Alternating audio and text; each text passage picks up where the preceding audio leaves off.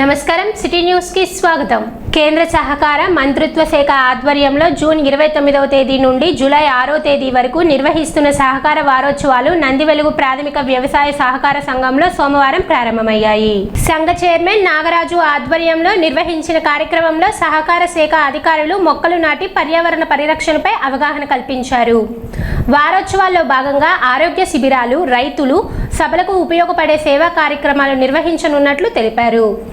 July 1వ తేదీన సంఘ కార్యాలయంలో ఉచిత వైద్య శిబిరం నిర్వహిస్తామని చైర్మన్ నాగరాజు వెల్లడించారు. రైతులకు నాణ్యమైన సేవలు అందించడంలో సహకార సంఘాల పాత్ర కీలకమని అధికారులు పేర్కొన్నారు.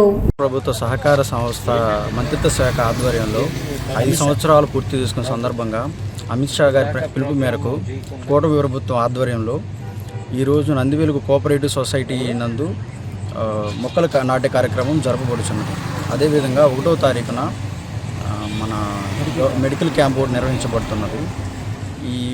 ఈ కార్యక్రమాన్ని విజయవంతం చేస్తున్నటువంటి కూటమి నాయకులకు, రైతు సోదరులకు అందరికీ ధన్యవాదాలు.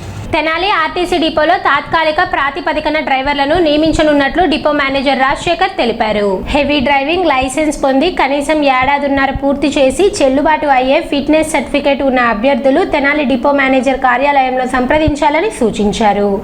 ఎంపికైన వారికి వైద్య పరీక్షలు, శిక్షణ అనంతరం విధులు అప్పగిస్తామని తెలిపారు. 8 గంటల విధులకు 1000 రూపాయలు, 16 గంటల విధులకు 1600 రూపాయల పారితోషికం అందజేస్తామని పేర్కొన్నారు.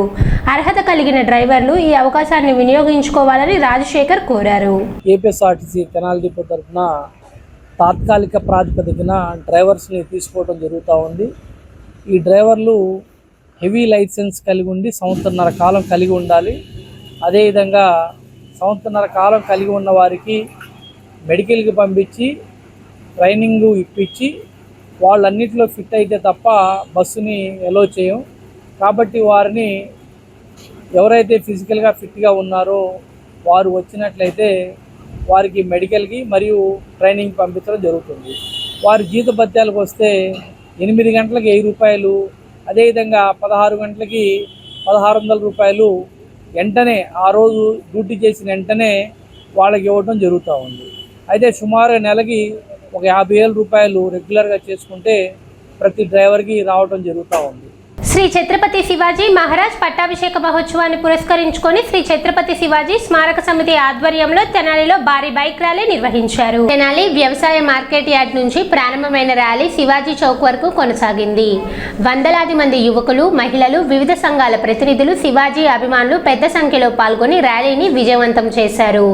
ర్యాలీకి ముఖ్య అతిథులుగా భారత చైతన్య యువజన పార్టీ అధ్యక్షులు బోడే రామచంద్ర యాదవ్, బీజేపీ ఎస్సీ మోర్చా ఆంధ్రప్రదేశ్ అధ్యక్షులు పనతాల సురేష్ పాల్గొన్నారు.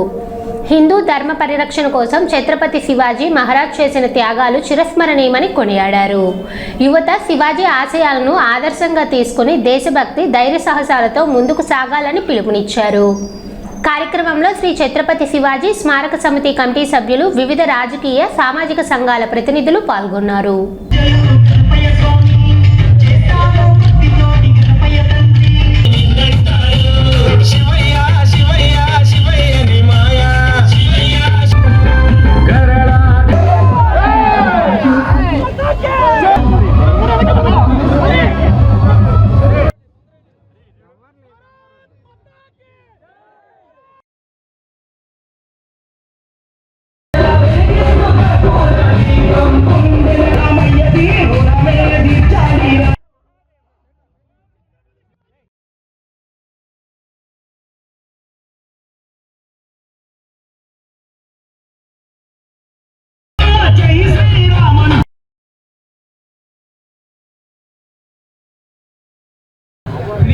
రామచంద్ర యాదవ్ గారికి వారు ఈ యొక్క సభను ఉద్దేశించి మాట్లాడుతూ ఉంటుంది. ప్రతి ఒక్కరూ గమనించగలరు. క్రమశిక్షణ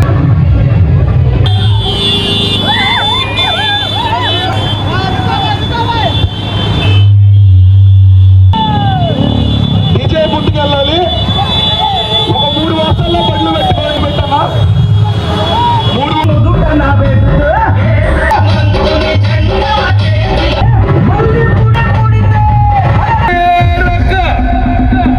ఉత్తమ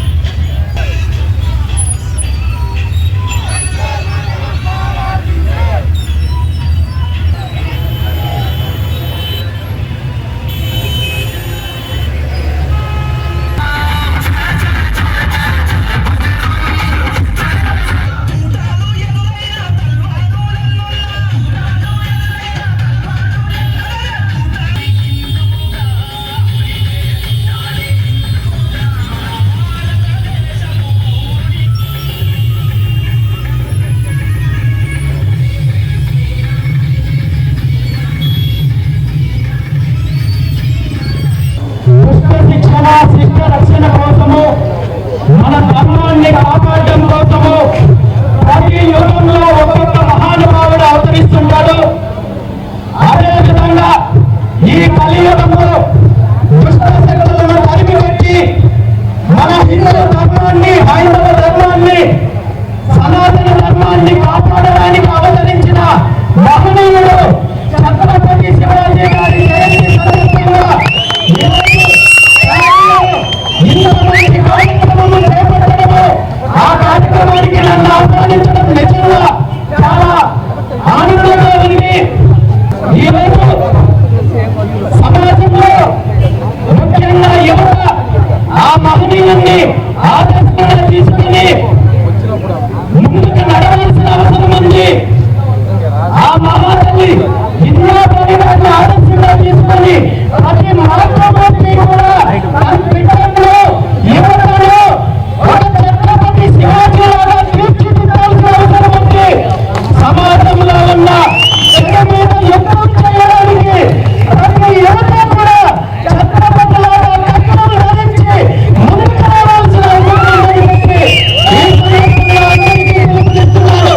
వైసీపీ చేపట్టిన అమరావతి రాజధాని పర్యటన ఆలీబాబా 11 మంది దొంగలు చందంగా ఉందని, అమరావతి అభివృద్ధిని అడ్డుకునేవారే ఇప్పుడు రైతుల పేరుతో రాజకీయాలు చేస్తున్నారని తెనాలి టీడీపీ నాయకులు ఆరోపించారు. తెనాలి టీడీపీ కార్యాలయంలో నిర్వహించిన విలేకరుల సమావేశంలో పార్టీ నాయకులు మాట్లాడుతూ వైసీపీ రాజధాని పర్యటనపై తీవ్ర విమర్శలు చేశారు. గతంలో అమరావతి రాజధానిని నిర్వీర్యం చేసేందుకు ప్రయత్నించిన మాజీ ముఖ్యమంత్రి వైఎస్ జగన్మోహన్ రెడ్డి, ఆయన పార్టీ నాయకులు ఇప్పుడు రైతులపై ప్రేమ ఉన్నట్లు నటిస్తూ రాజధాని పర్యటన చేపట్టడం విడ్డూరంగా ఉందన్నారు.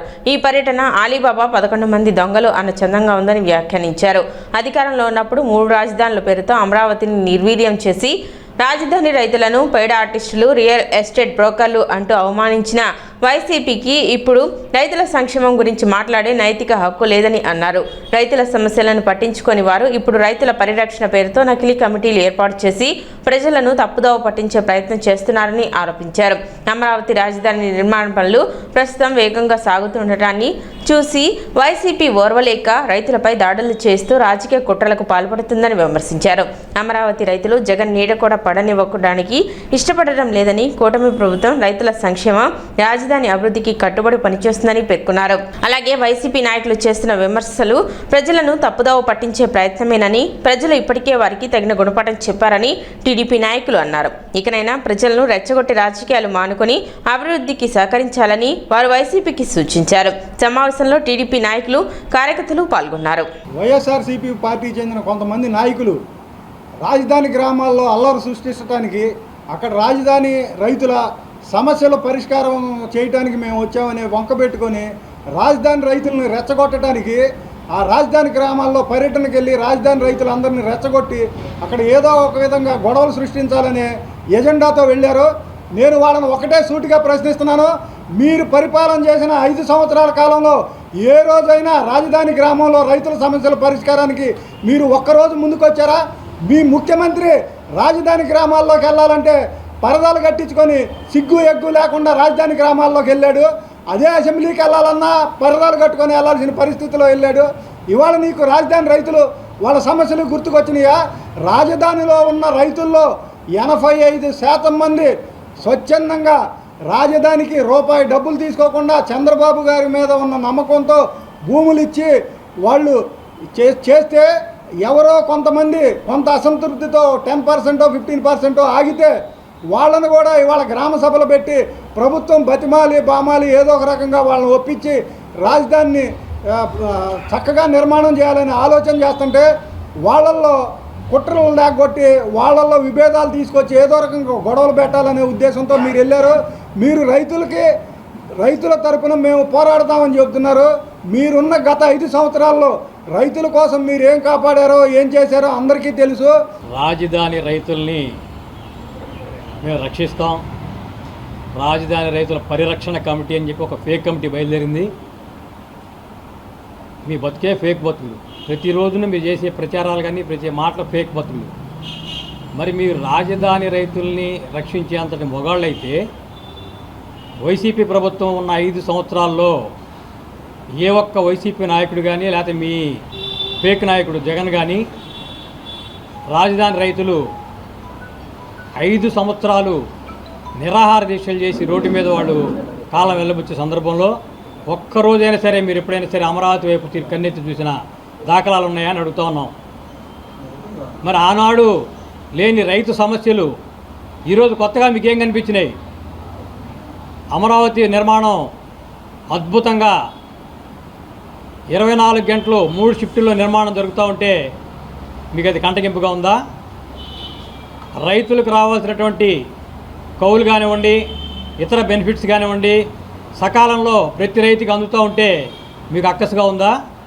మీరు ఏం చేద్దామని వెళ్తున్నారు? అక్కడికి ఎవరిని ఉద్ధరించడానికి మీరు వెళ్తున్నారు? మీకేదో వెళ్తే అక్కడికి వెళ్ళి పరిరక్షణ కమిటీ అనే పేరుతో మీరు అక్కడికి వెళ్తే ప్రజలు ఏదో మిమ్మల్ని నెత్తిని పెట్టుకుంటారనుకుంటే మీ నెత్తి పగలగొట్టి పంపించారు. నిన్న అలీబాబా 1 డజన్ దొంగలు పాత మాట అయితే ఇవాళ జగన్ దొంగలందరూ కలిసి వచ్చి నిన్న అమరావతి ప్రాంతంలో రాజధాని ప్రాంతం వినుమాక గ్రామంలో నిన్న వీళ్ళు చేసినటువంటి వెనక నుండి కథ, స్క్రీన్ ప్లే, దర్శకత్వం, ఏ విధంగా కార్యాచరణ జరపాలనేది చాలా పకడ్బందీగా కార్యాచరణ చేసుకొని పోలీసు వారు ముందుగానే హెచ్చరించిన వైఎస్ఆర్ పార్టీ ప్రభుత్వం మీద గతంలో మీరు చేసినటువంటి అరాచకాల మీద రాజధాని ప్రాంత రైతులందరూ కూడా ఉద్రేకంగా ఉన్నారు. మీరు ఏదన్నా మళ్ళీ రాజధానిని చెడగొట్టడానికి ప్రయత్నం చేస్తున్నారని చెప్పేసి మీరు వెళ్ళొద్దని. అయినా కానీ 40-50 కార్లతో ఊరేగింపుగా సరే గూండాలు అంటున్నారు. ఎవరు గూండాలో 2024 ఎన్నికల్లో చాలా స్పష్టంగా ఆంధ్ర రాష్ట్ర ప్రజానీకం విఘ్నతతో ఇచ్చినటువంటి తీర్పు అందరికీ తెలుసు. చంద్రబాబు నాయుడు గారు ముఖ్యమంత్రిగా ఉన్నప్పుడు అసెంబ్లీ సాక్షిగా అన్ని రాజకీయ పార్టీల ఆమోదంతో అమరావతిని రాజధానిగా 29,500 రైతులు 33,000 ఎకరాలు ల్యాండ్ పూలింగ్ కింద భారతదేశంలో ఎప్పుడు ఎన్నడూ ఏ రాజకీయ పార్టీ ఏ ప్రభుత్వం కూడా చేయలేని చేత కాని పరిస్థితిని ఈరోజు ఆంధ్ర రాష్ట్రం కోసం రాష్ట్ర రాజధాని కోసం ఆ రోజు చంద్రబాబు నాయుడు గారి మీద నమ్మకంతో విశ్వాసంతో రైతులు రాజధాని కోసం ఎందుకంటే విభజిత ప్రాంత రాజధాని కోసం ఇస్తే ఇదే జగన్మోహన్ రెడ్డి ప్రతిపక్ష నాయకుడిగా అసెంబ్లీలో ఏం మాట్లాడాడో ఒకసారి గుర్తు చేసుకుందామని చెప్పి సందర్భంగా తెలియజేస్తున్నాను. షబాష్, నాకు కూడా ఆమోదమే. రాజధానికి 33 కాదు 50,000 ఎకరాలు ఉన్నా కానీ నాకు సమ్మతమే, రాజధాని ఉండటం మంచిది అని చెప్పినటువంటి పెద్ద మనిషి 2019 అధికారం రాగానే 3 రాజధానుల నాటకాలు మొదలుపెట్టాడు. అమరావతి కాదు కమ్మరావతి అని చెప్పేసి అన్నాడు. బాధలు నీకు నీ ప్రభుత్వం ద్వారా, నీ పోలీస్ ద్వారా, నీ నాయకుల ద్వారా అమరావతి రాజధాని కాదన్నారు, ప్రసాదం అన్నారు, ఎడారి అన్నారు, ఏమున్నాయి అన్నారు. అక్కడ ఇన్ని విధాలుగా మానసికంగా హింస పెట్టి ప్రజల్ని మీరు ఆ రైతాంగాన్ని ఈరోజు ముసలి కన్నీరు కారుస్తున్నారు. సిటీ న్యూస్ ఇంతటితో సమాప్తం. నమస్కారం.